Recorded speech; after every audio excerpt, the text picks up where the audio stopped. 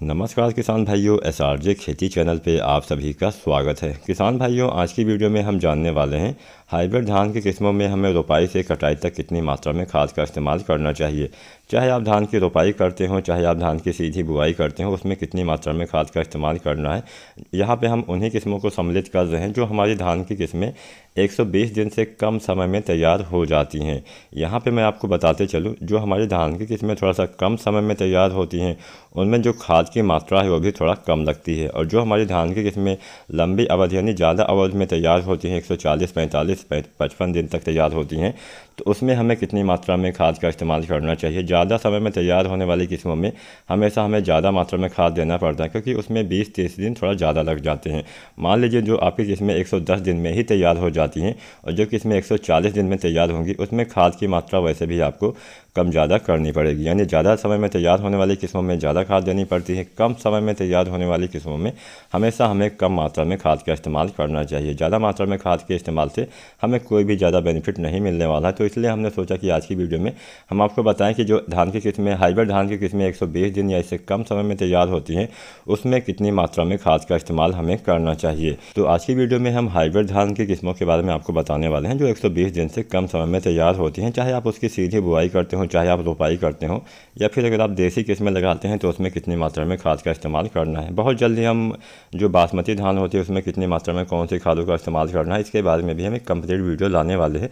तो आप सभी चैनल पे बने रहिएगा। एसआरजे खेती चैनल को सब्सक्राइब जरूर करिएगा और लाइक भी करिएगा। कोई भी सवाल हो नीचे आप कमेंट भी कर सकते हैं। तो यहाँ पे हम कुल मिला के 6 फार्मूले, 6 तरीके आपको बताने वाले हैं। अगर आपको आपकी धान की किस्में 120 दिन से कम समय में तैयार हो जाती हैं तो इन 6 खादों के फार्मूले में से कोई भी एक फार्मूला आप मतलब अपने खेत में डाल सकते हैं। जैसे मान लीजिए आपको डीएपी नहीं मिलती है तो उसकी जगह पे आप एनपीके 12-32-16 डाल सकते हैं, एसएसपी डाल सकते हैं, और भी बहुत सारे एनपीके आते हैं। तो इसी के बारे में एक कंप्लीट वीडियो आज की ये होने वाली है। तो प्लीज़ पूरा वीडियो देखिएगा। चैनल पे नए हैं तो एक बार फिर से रिक्वेस्ट है, चैनल सब्सक्राइब जरूर करिएगा। तो यहाँ पे हम सबसे पहले जानने वाले हैं, अगर आप सिंगल सुपर फास्फेट का इस्तेमाल करने वाले हैं तो आपको कितनी मात्रा में डालना चाहिए। हम सारे फार्मूले आपको बताने वाले हैं, तो प्लीज़ पूरा वीडियो ज़रूर देखिएगा। तो हमारे बहुत सारे किसान भाई एसएसपी यानी सिंगल सुपर फास्फेट का इस्तेमाल करते हैं रोपाई के समय। तो यहाँ पे हम रोपाई से कटाई तक संपूर्ण जानकारी देने वाले हैं। तो अगर आप रोपाई के समय सिंगल सुपर फास्फेट का इस्तेमाल कर रहे हैं तो इसकी आपको 81 kg मात्रा का इस्तेमाल करना होता है। इसके साथ में 27 kg आपको जो यूरिया है उसका इस्तेमाल करना है। एमओपी पोटास की 11 kg और जिंक सल्फेट आपको 10 kg रोपाई के समय देना होता है। रोपाई के 25 दिन पे यूरिया 30 kg का इस्तेमाल आपको करना चाहिए। रोपाई के 45 दिन पे यूरिया 30 kg और एमओपी पोटास की 11 kg मात्रा का इस्तेमाल करना चाहिए। बहुत बार हमें रोपाई के समय डीएपी खाद मिल जाती है, तो अगर आपको मिल जाती है तो रोपाई के समय डीएपी की आपको 28 kg मात्रा का इस्तेमाल करना है। यूरिया की आपको 16 kg, एमओपी पोटास की आपको 11 kg, जिंक सल्फेट आपको डालना होता है 10 किलोग्राम। इसके बाद में रोपाई की जब 25 दिन हो जाएं तो 25 दिन पे यूरिया 30 kg आपको देनी चाहिए, और रोपाई के 40 से 45 दिन पे यूरिया 30 kg आपको फिर से देना होता है। इसके साथ में एमओपी 12 kg भी आपको देना चाहिए। अब हम बात करते हैं, बहुत बार हम एनपीके 10-26-26 का इस्तेमाल करते हैं, या बहुत सारे किसान भाई एनपीके 10-26-26 का ही इस्तेमाल करते हैं। तो जो किसान भाई एनपीके 10-26-26 डालते हैं तो उन किसान भाइयों को इसकी 50 kg मात्रा का इस्तेमाल करना होता है। रोपाई के समय यूरिया की आपको 16 kg, जिंक सल्फेट आपको 10 kg डालना चाहिए। रोपाई के 25 दिन पे यूरिया 30 kg आपको डालना होता है। रोपाई के 45 दिन पे यूरिया 30 kg फिर से आपको इस्तेमाल करना चाहिए। हमारे बहुत सारे या फिर ज़्यादातर किसान भाई एनपीके अगर डालते हैं तो उनमें एनपीके जो आता है 12-32-16 इसका इस्तेमाल करते हैं। ये थोड़ा आसानी से मिल जाती है। तो एनपीके 12-32-16 का अगर आप किसान भाई इस्तेमाल कर रहे हैं तो इसकी आपको 40 kg मात्रा का इस्तेमाल रोपाई के समय करना चाहिए। इसके साथ में जो यूरिया खाद है उसकी आपको 16 kg मात्रा का इस्तेमाल करना चाहिए, और जिंक सल्फेट जो है वो 10 kg आपको देना चाहिए।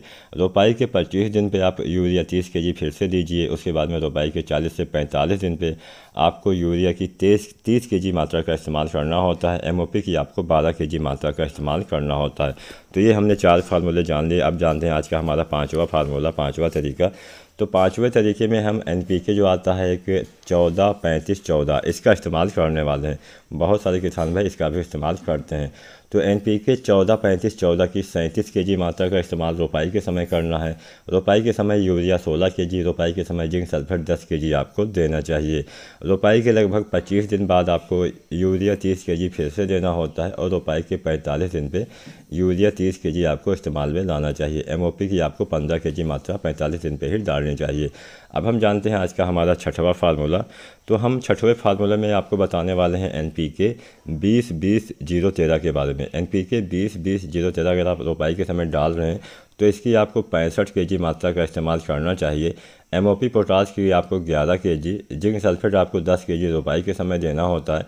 रोपाई के जब 25 दिन हो जाएं तब आपको यूरिया 30 kg और रोपाई के 45 दिन पे आपको यूरिया 30 kg और MOP 11 kg आपको देना चाहिए। तो यहाँ पे हमने जो 6 फार्मूले आपको बताएं उसमें हमने जाना है कि हमें धान की रोपाई, हाइब्रिड धान की रोपाई करते समय कौन कौन सी खादें कितने दिन पे देनी चाहिए, रोपाई से लेकर कटाई तक।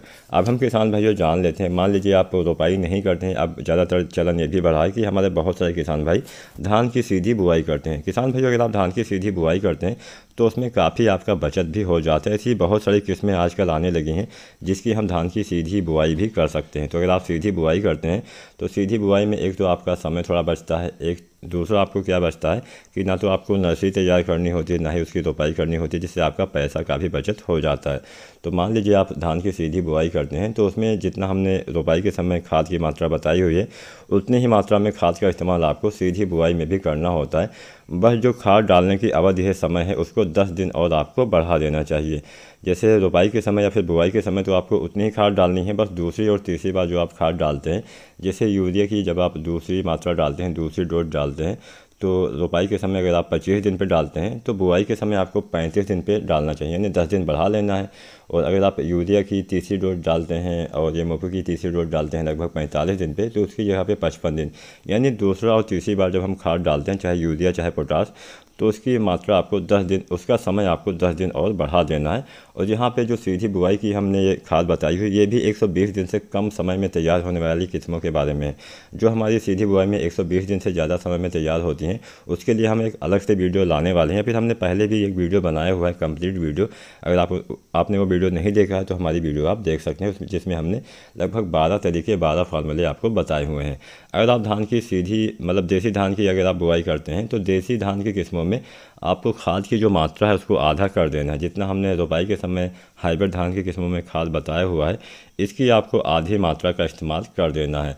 रोपाई के समय अगर मान लीजिए आपको ये सारे खादें नहीं मिल पाती हैं, तब भी आपको रोपाई ज़रूर करनी चाहिए। रोपाई के 10 दिन के अंदर आप उन सारी खादों को डाल सकते हैं, यानी 10 दिन का समय आपके पास होता है, कहीं से भी आप खाद ला के इसका इस्तेमाल रोपाई के 10 दिन के अंदर आपको कर देना है, तब भी कोई ज़्यादा नुकसान नहीं होने वाला है। लेकिन बेहतर रहेगा 3-4 दिन तक आप कर दें तो अच्छा रहेगा, या फिर रोपाई के समय भी आप कर सकते हैं। किसान भाइयों यहाँ पे एक बात का ध्यान आपको और रखना है, जब भी आप जिंक सल्फेट को डालें तो अलग से आपको डालना चाहिए। कभी भी DAP खाद में मिला के इसका इस्तेमाल आपको नहीं करना चाहिए। अगर आप चाहते हैं आपके धान में अच्छे से कल्ले आएँ, अच्छे से आपके पौधे की बढ़वार हो, तो इसके लिए आप सागरिका का भी इस्तेमाल कर सकते हैं। सागरिका गोल्ड या फिर सागरिका Z++ जब आप रोपाई के समय खादें डालते हैं तो इसकी भी आपको 8 से 10 kg मात्रा, जो दानेदार आती है, इसकी 8 से 10 kg मात्रा का इस्तेमाल किसान भाई रोपाई के समय कर सकते हैं। फिर से दोबारा से आपको 30 दिन के बाद दूसरी मात्रा डालनी चाहिए, उसमें भी आपको 8 से 10 kg इस्तेमाल करना चाहिए। अगर आप सागरिका दानेदार का इस्तेमाल नहीं करना चाहते हैं तो सागरिका लिक्विड भी किसान भाई डाल सकते हैं। जो सागरिका लिक्विड आती है, इसकी 2 से 3 ml मात्रा प्रति लीटर पानी में घोल के आपको, जब आपकी फसल 25 दिन की अवस्था में हो जाए तब आपको डालना चाहिए। इसके बाद में फिर 15-15 दिन पे 2 बार और छिड़काव आपको धान की फसल पे करना चाहिए। अगर आज की वीडियो पसंद आई हो, लाइक करना, शेयर करना, चैनल पर नए हैं तो प्लीज़ चैनल को सब्सक्राइब जरूर करें।